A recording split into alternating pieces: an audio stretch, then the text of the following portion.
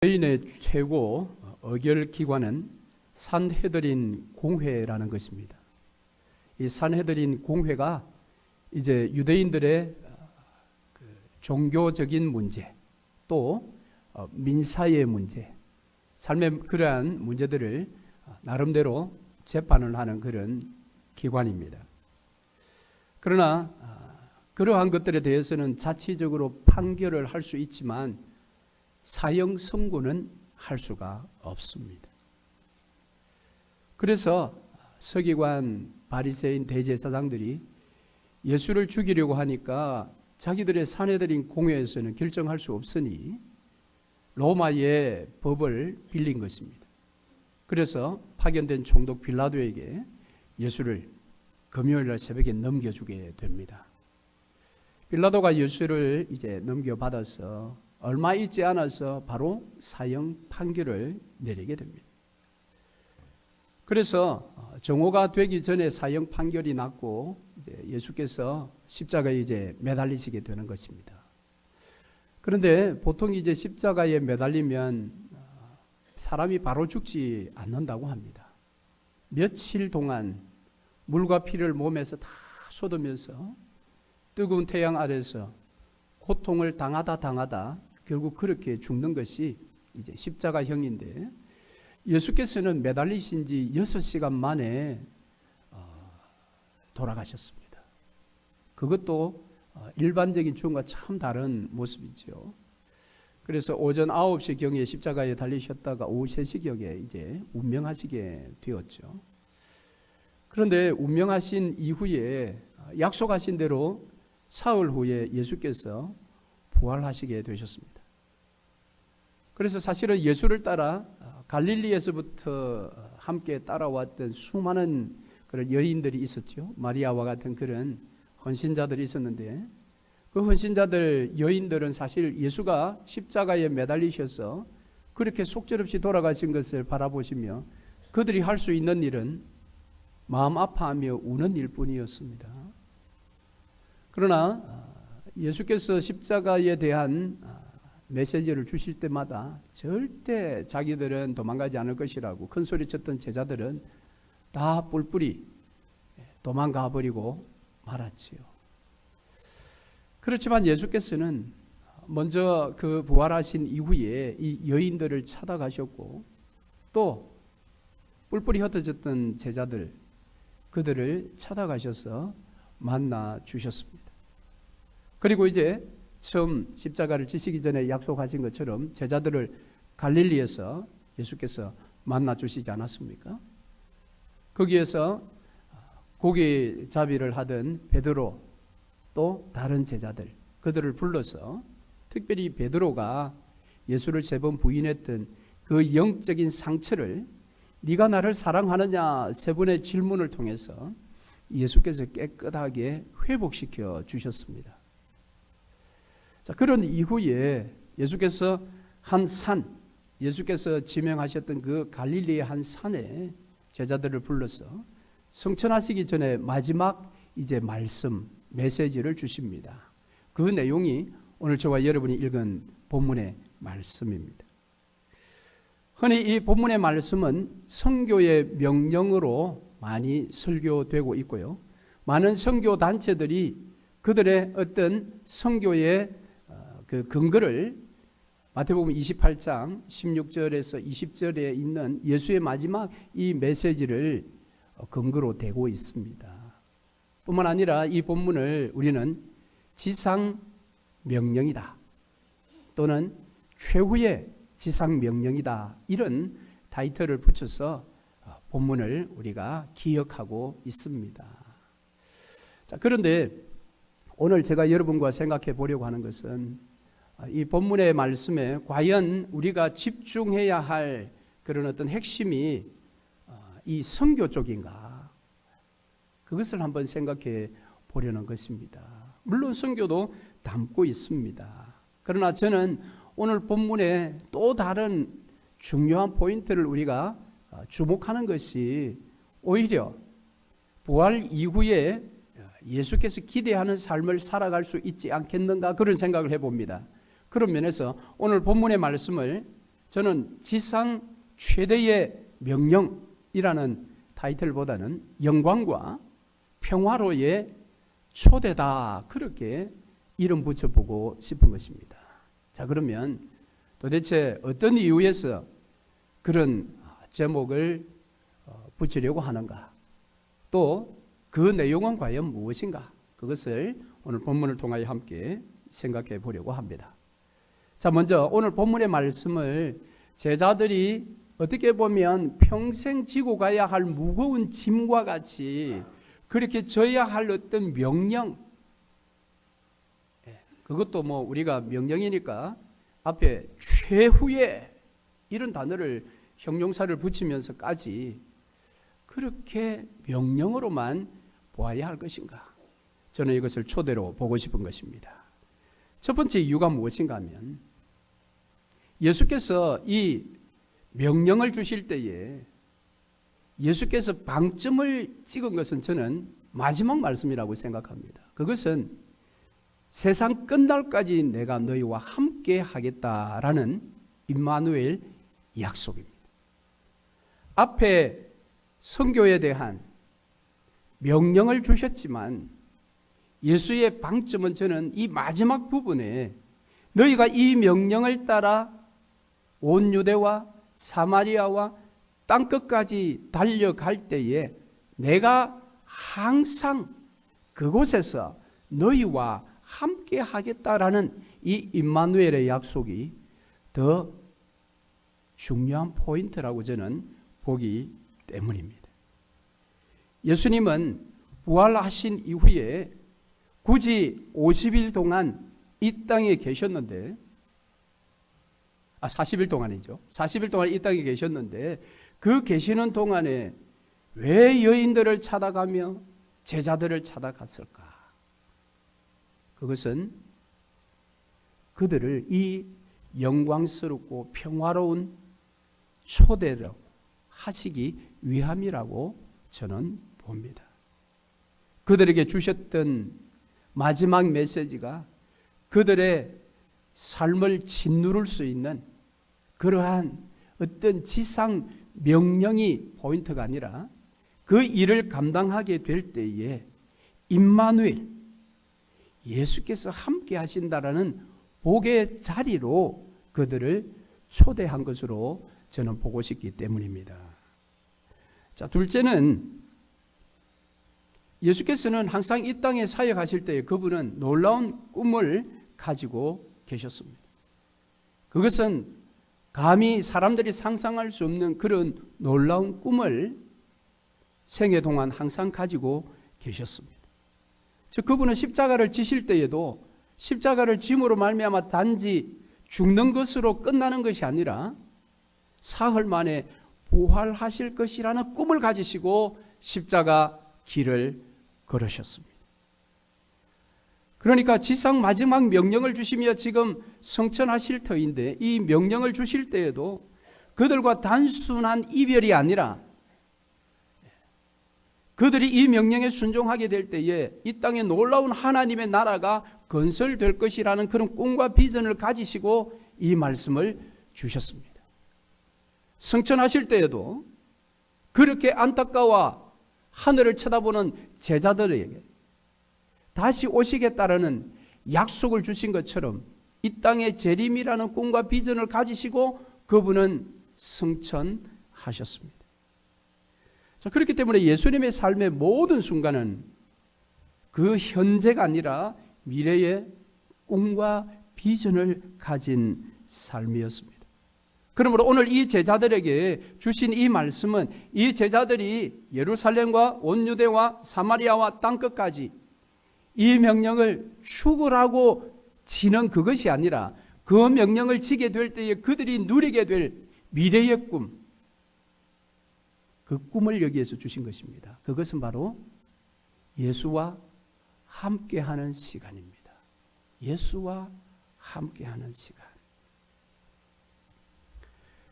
그렇기 때문에 저는 오늘 이 본문의 핵심은 바로 앞에 나오는 그 전도와 선교에 대한 명령 그것보다는 그 일의 헌신하게 될 때에 그들이 누리게 되는 우리의 삶의 주인 되신 예수님과 영원히 함께 하는 것. 함께 하는 것. 그것이 영광과 평화로의 초대가 아니고 무엇이겠습니까? 물론 오늘 본문에는 전도에 대한, 선교에 대한 분명한 메시지가 기록되어 있습니다. 그것은 오늘 우리 번역 성경을 보면 5가지의 동사로 기록되어 있지요. 자, 여러분 오늘 본문 19절을 한번 보시면 자, 거기에 5개의 동사가 연속 기록되어 있습니다. 첫 번째는 가서라는 겁니다. 두 번째는 제자 삼고, 세 번째는 세례 주고, 네 번째는 가르치고, 다섯 번째는 지키게 하라라는 이 5개의 동사가 연속되어 있습니다. 그런데 이 5개의 동사에 어디에 중요점을 두느냐에 따라 이 본문을 조금 색깔이 다르게 또 해석을 해볼 수가 있습니다. 자, 그러면 예를 들어 성교학을 가르치는 교수님은 이 5가지 동사 중에 어디를 주목하겠습니까? 그분은 가라 여기에 중점을 둘 것입니다. 그럼 제자 사역에 최선을 다하는 목사는 이 5가지 동사 중에 어느 동사에 관심을 집중하겠습니까? 제자 삼으라라는 여기에요. 그럼 기독교 교육학을 전공하고 있는 교수는 이 부분에서 어느 동사에 주목하겠습니까? 가르치라. 자, 이처럼 이 본문의 5가지 동사가 우리 번역서를 이렇게 보면은 다 대등한 동사로 이렇게 보이기 때문에 어느 동사를 취하느냐에 따라 이 본문의 마지막 메시지의 말씀을 받는 것이 약간 다른 색깔로 받을 수가 있다라는 것입니다. 그런데 원래 원어 성경을 보면 이 5가지 동사가 다 각각 동사로 나오는 게 아니라 딱 하나의 동사만 나옵니다. 그리고 나머지 우리 동사로 번역된 것은 문법에서 이야기하는 이 분사형이라고 그러는데요. 그 주 동사를 돕는 그런 동사입니다.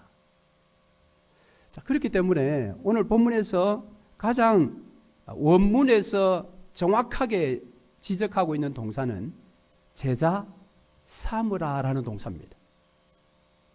그럼 나머지 4개 중에 3개는 분사형이고 하나는 부정사입니다. 이 부정사는 분사를 돕는 또 동사라 그러네요. 다 좀 복잡하지만 간단히 이야기해서 제자 삼는 것이 이 5개의 동사 중에 가장 중요한 동사라는 겁니다. 그렇기 때문에 제자 삼기 위해서 가야 합니다. 제자 삼기 위해서 세례 주어야 합니다. 제자 삼기 위해서 가르쳐야 합니다. 제자 삼기 위해서 가르침대로 사는지 확인하고 도와주어야 합니다. 이해가 되십니까? 그렇다면 오늘 이 본문의 말씀을 지금 우리가 일반적으로 알고 있는 지상 명령이다, 최후의 명령이라고 할 때는 우리는 어디에 포커스를 두고 있습니까? 선교라고 할 때는 가라 여기에 지금 방점, 이 핵심이 찍혀 있다라는 것입니다. 그러나 오늘 본문은 마태가 기록할 때에 그것이 아니라 제자 삼으라는 여기에 마태는 핵심을 두고 있습니다. 왜냐하면 마태는 마태복음을 기록할 때에 제자도를 핵심 주제로 삼아서 마태복음을 쭉 기록했습니다. 제자도. 오히려 전도와 선교는 마가가 마가복음에 그것을 기록해 놓았어요. 그러니까 오히려 우리가 전도와 선교 쪽에 강조를 두는 본문을 찾으려면 마가복음에 나오는 내용 중에 그 무엇을 택하면 되는 것입니다. 물론 여기에 선교, 전도에 대한 어떤 그런 의미가 없다는 이야기는 아닙니다. 강조점의 좀 차이를 우리가 기억할 필요가 있다라는 것입니다.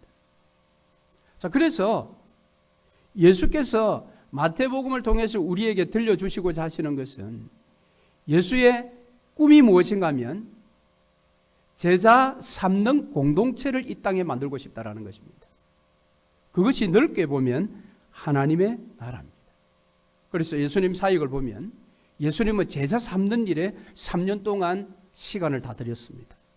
물론 다니시면서 수많은 사람들에게 복음을 전하셨지만 그분의 사역의 핵심은 12명을 제자 삼는 일이었습니다. 그것이 그 사역의 핵심이었습니다. 그리고 예수께서 성천하시면서 이 땅에 남겨둔 것도 12명의 제자였습니다. 물론 가룟 유다가 빠져나왔기 때문에 11명의 제자였지만 예수께서 이 땅에 남기신 것은 11명의 제자들 뿐이었습니다. 그리고 떠나실 때 마지막 주신 메시지에도 제자 삼으라는 것이 핵심 동사이듯이 핵심적인 메시지가 너희는 제자 삼으라라는 것입니다. 그래서 예수께서 꿈꾸시는 것은 무엇이었는가 하면 당신이 이 땅에서 3년 동안 제자 삼았던 그 사역을 이 제자들이 동일하게 이어받아서 그들이 온 유대와 사마리아와 땅끝까지 달려가서 제자 삼기를 꿈꾸셨다라는 것입니다. 자, 그러면 제자 삼는 것 그랬을 때에 그럼 제자가 된다라는 의미는 뭘까요? 제자가 된다. 사실은 예수님께서 제자를 훈련시키시고 제자를 남겨두시고 가셨던 그 초대교회 시절에는 예수를 믿는 것과 제자로 사는 것은 하나였습니다. 적어도 주후 그러니까 AD 한 300년까지 로마가 기독교를 국교로 삼기 전까지는 예수 믿는 것과 제자로 사는 것은 하나였습니다. 그런데 로마의 콘스탄틴 대제가 기독교를 로마 국교로 삼았습니다. 그러니까 나라가 인정하는 국교가 기독교가 되면서부터 교회 안에 쉽게 이야기해서 가짜들이 밀려 들어오기 시작했습니다. 그러니까 그 당시에 로마에서 나름 제대로 살아가려면 종교는 기독교를 선택해야 된다는 이런 분위기가 형성되면서 교회 안에 드디어 가짜들이 밀려 들어오기 시작했습니다. 그래서 교회 안에 가짜와 진짜가 함께 섞여버리게 되었습니다.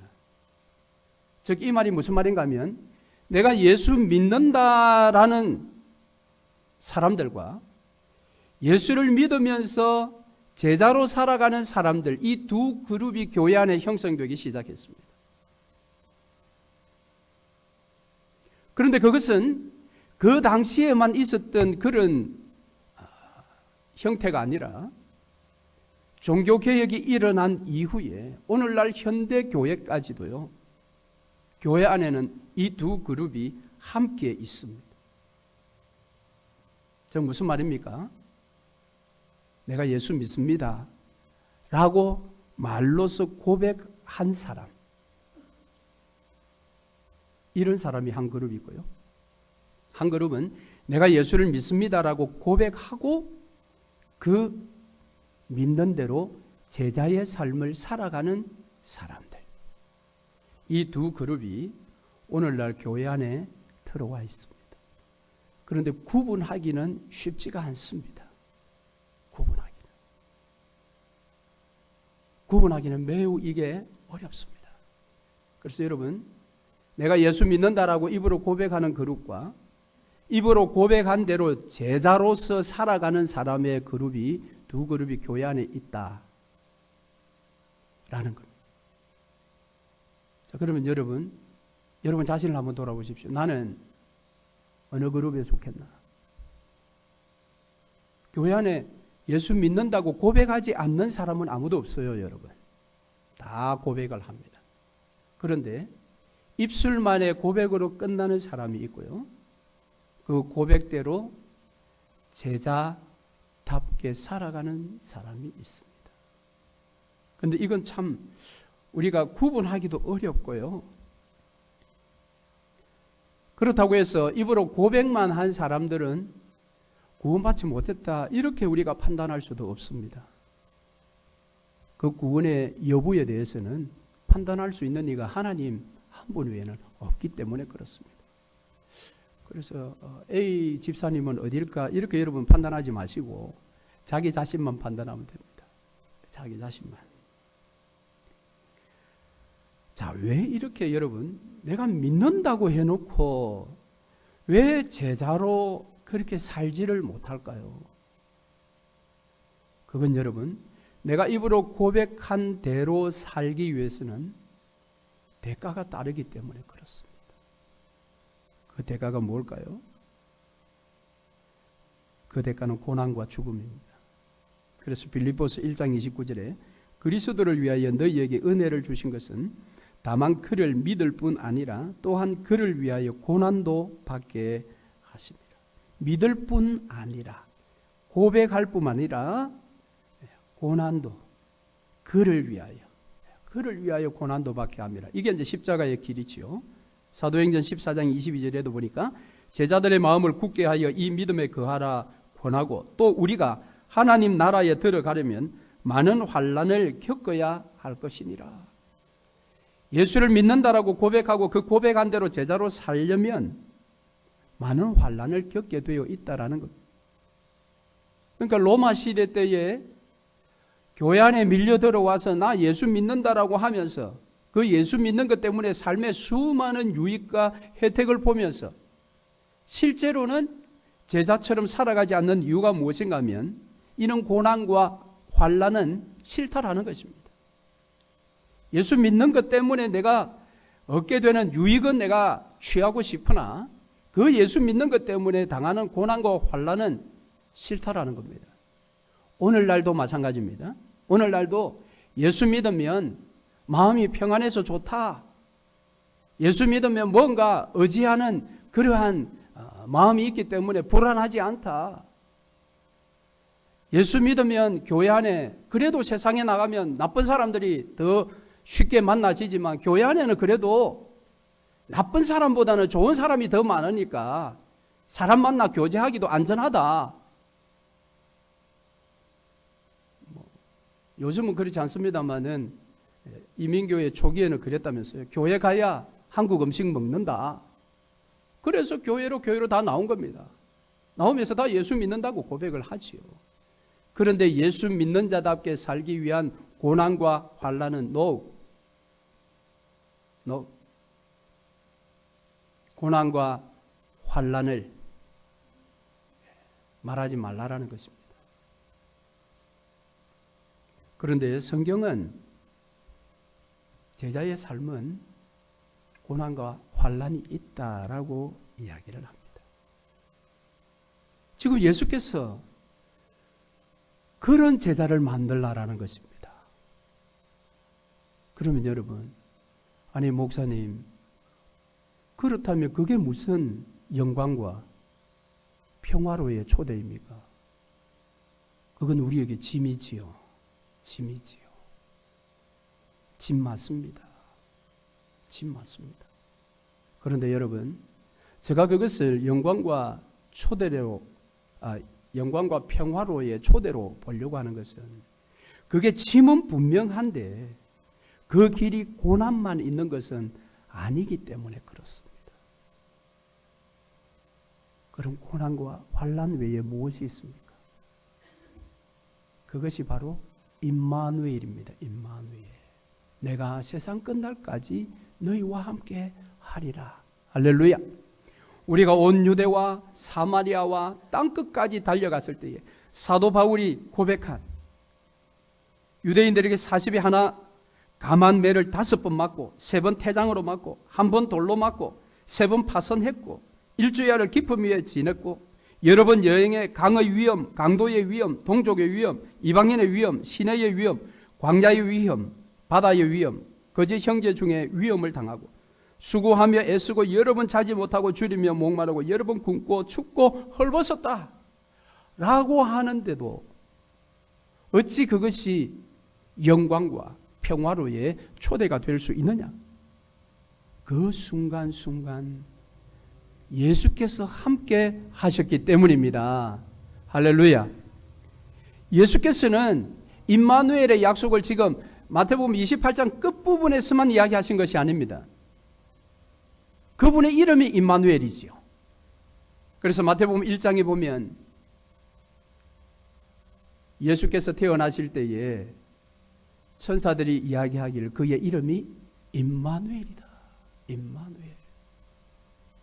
그리고 예수님은 그의 사역 한가운데에서 마태복음 18장에 가면 내가 두세 사람이 내 이름으로 모인 곳에 함께 하리라. 임마누엘을 약속하셨어요. 그리고 마지막 메시지 28장에서 마지막 메시지에도 임마누엘의 약속을 주고 가셨습니다. 여러분, 예수의 함께함이 우리의 삶의 기쁨이 되십니까? 여러분, 이것만큼 더 영광스러운 일이 어디에 있겠습니까? 사망 권세를 이기시고 부활하신 예수, 만왕의 왕이신 예수, 만주의 주인 되신 예수, 그 예수가 나와 함께 하겠다는 만큼 더 영광스러운 사실이 어디에 있겠습니까? 평화의 왕으로 이 땅에 오신 예수가 나와 함께 하시는 그것보다 더 큰 평화가 어디에 있겠습니까? 그러므로 이 임마누엘의 약속은 저와 여러분에게 영광과 평화로의 초대가 분명합니다. 분명합니다. 예수님은 이 땅에 3년 동안 정말 죽을 힘을 다하여 사역하셨지요. 풍랑이 있는 배 고물에 베개 삼아 깊은 잠에 빠지실 만큼 그분은 정말 피곤하리만큼 사역에 전념하셨습니다. 그런데 그 모든 것은 11명의 제자를 위한 것이었습니다. 그런데 그분이 마지막 그들에게 메시지를 주시기를 너희들도 예루살렘과 온 유대와 사마리아와 땅끝까지 이르러 이 사역을 하라는 것입니다. 그래서 우리는 가는 것에 방점을 두기 시작하면 이게 우리에게 굉장한 짐이 될 수 있습니다. 가지 못하면 마음에 부담이 생기죠. 가지 못하면 이 명령을 우리는 어기게 된다고 생각을 합니다. 그러나 여러분, 이 말씀의 핵심은 제자 삼는 것입니다. 제자 삼는 것. 1차적으로 제자 삼는 것은 우리 자녀들입니다. 저와 여러분이 우리의 자녀를 제자를 만들어야 합니다. 제자 삼아야 합니다. 우리의 자녀가 예루살렘입니다. 예루살렘. 자녀를 제자 삼지 않고 온 유대로 나갈 수가 없습니다. 여러분, 지금 여기에서 말씀하시는 예루살렘, 온 유대, 사마리아, 땅끝, 이 지리적인 확장이요, 사도행전 1장부터 28장까지의 내용입니다. 사도행전 1장부터 28장까지의 그 내용은 예루살렘에 복음 전하다가 핍박이 오니까 갑자기 사마리아까지 도망가고 그런 적이 없습니다. 예루살렘, 그 다음은 온 유대, 그 다음은 사마리아, 그 다음은 땅끝까지입니다. 그런데 오늘날 선교에 나름 실패하는 한 부분은 예루살렘과 온 유대를 제외시키고 땅끝까지 달려가기를 더 열심히 하는 경우들이 있습니다. 물론 그런 사명을 가지고 계신 분들이 있으리라고 생각하나 우리는 이 순서도 매우 중요하다는 것을 기억해야 합니다. 그래서 여러분, 예수께서 오늘 이 말씀을 주시며 이 영광과 평화로의 초대, 그것은 우리가 먼저 자식을 내팽개치고 땅끝까지 달려가기를 원하시는 것이 아닙니다.